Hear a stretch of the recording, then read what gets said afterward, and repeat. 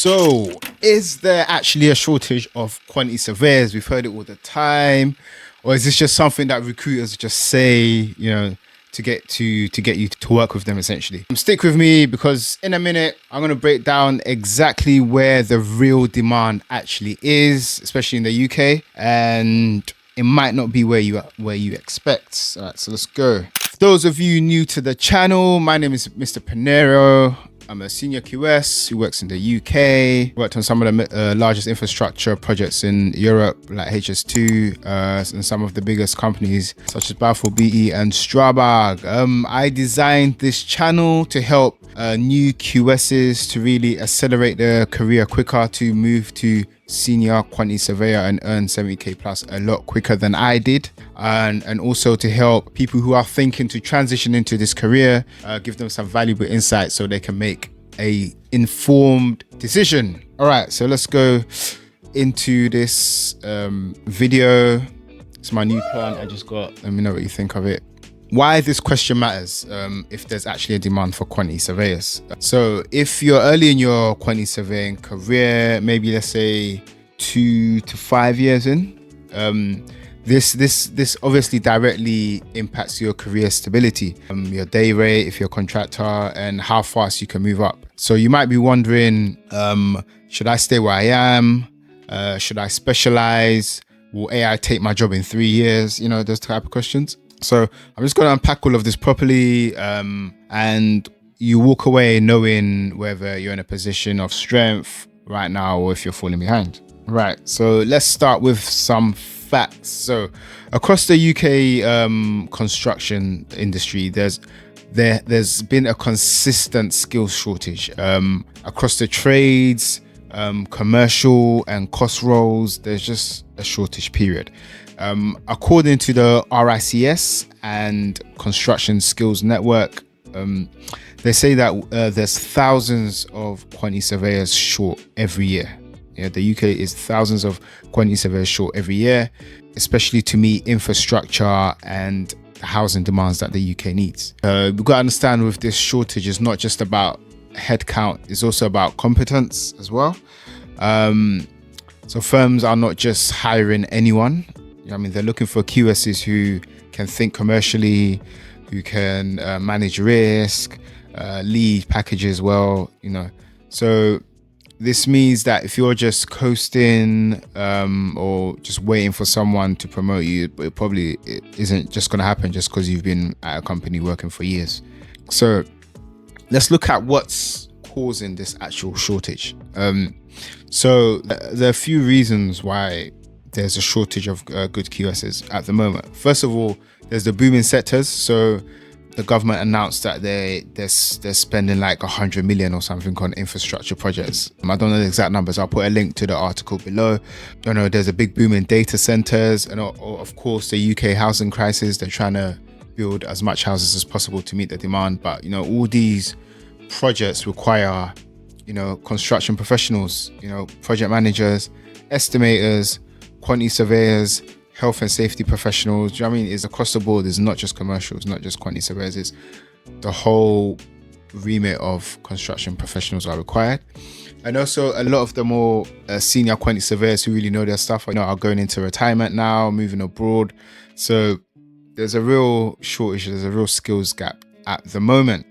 Entry-level gaps, there's not enough people being trained for the role, and when they are trained, like I did my master's in quantity surveying. Sometimes the degrees are be lacking in certain areas. I found, especially with giving you contract knowledge like the NEC 3 and NEC 4, the courses just summarizes. They didn't really go deep and in depth on how to use those contracts and what to look out for example. So I will be in future videos doing a NEC 3, NEC 4 series where I deep dive into how to use the contracts, what exactly are early warnings, what are compensation events, how do you use them correctly, how to read your contract properly, things like that. So stay tuned for that. Where was I? So in a minute I'm going to show you the two types of quantity surveyors who will thrive in this shortage and which one you should aim to be. All right, so So where is the hottest demand right now? So data centers. Data centers have a massive demand for quantity surveyors with MEP awareness. MEP stands for mechanical, electrical, and plumbing. So if you've got this background, there's a massive skill shortage for this particular type of quantity surveyor. So if you can get this skill, this knowledge, you'll be in very high demand. Even if you're from a civils background, if you can get into this field, there's a high demand, and the salaries are high, of course, because there's a short supply. Also, next, energy and renewables. Offshore wind, massive demand for that. I've personally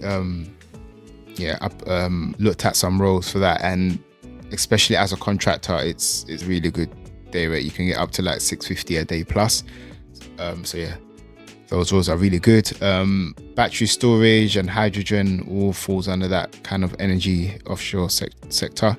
They look for quantity surveyors who really understand the package and the frameworks. Next is infrastructure work, so like HS2, national highways, and the water frameworks. There's a lot of work in the water sector at the moment, upgrading the pipe work in London and whatnot. Thames Water have a large framework, and there's a lot of work, that utility sector in general. And there's long-term work as well. So that's where there's a demand. You can look into that as well. If you want any videos specifically dwelling into these areas and how to look for jobs in these areas, how to tailor your CV to get the job, and where to search which companies to look into for these, to get into these sectors and get well paid as a QS, let me know in the comments below, and I will make a video on that as well. All right, so next, again as well, consultancies like Turner and Townsend, Mace, I know Jacobs and people like that. Also, they can't grow fast enough. They're always looking for good QSs. They struggle to find people. So that side of things, if you're into working for consultancies. There's a lot of work out there, a lot of demand out there. So let me know if you want a separate video on that, like I said. So who wins in this skill shortage? So I said earlier, I'm gonna let you know the two types of quantity surveyors who ultimately win and benefit from these, who will thrive right now in this period where we're in, where there's a massive skills shortage. And quantity surveyor number one who will thrive is the specialist generalist. And what I mean by that is a surveyor who really understands the contract, surveyor who really knows the NEC, who really understands the JCT contract and can write clear contract notices. They can manage the package well. They're good with contract management softwares and platforms like CMA, for example. And people who can talk like a PM, who have good soft skills, can manage people well. These are the type of skills that AI cannot replicate at the moment, and it's very far away from AI being able to do that. If you've got that kind of salesy personality, I call it, can talk well, interpersonality skills, those kind of QSs will really win in this climate. And number two, the QS type number two is those who, I call them tech-enabled quantity surveyors. So those that really take hold of AI tools, really understand AI and really leverage it in their roles to get things done really fast and really efficiently. Those type of QSs will also thrive in this particular period that we're in at the moment. So if you're building these skills, this current QS shortage is your opportunity. You won't just survive, you will likely thrive as well. So you want to become the most valuable person on your project by honing in on the two skills I just mentioned. In regards to AI tools and really using AI tools to leverage your work as a QS, I will be making more AI type videos where I go through how to use ChatGPT, how to use Claude, note-taking AI tools like MeetGeek to really streamline your workflow and free you up for the more higher level human interaction tasks. So keep posted. I will be releasing more of those videos. All right, so here's how you can take action. Here's what you can do right now to really start accelerating your career. So get exposure to live contracts, start reading the contract, really understanding the clauses, review the NEC3 contract, review the JCT contract. Like I said, I'll be making more videos on how to actually go about doing that in the future. If you do want to move into a different sector like energy or data center, again, start looking in those sectors more. Just have a quick Google and learn about the players who are currently in that sector and what they're doing. Again, an upskill in tools like ChatGPT, etc., Claude, SEMA, those type of tools as well. Again, I'll be making videos on all of this stuff. If you have any particular requests, please leave them in the comment section.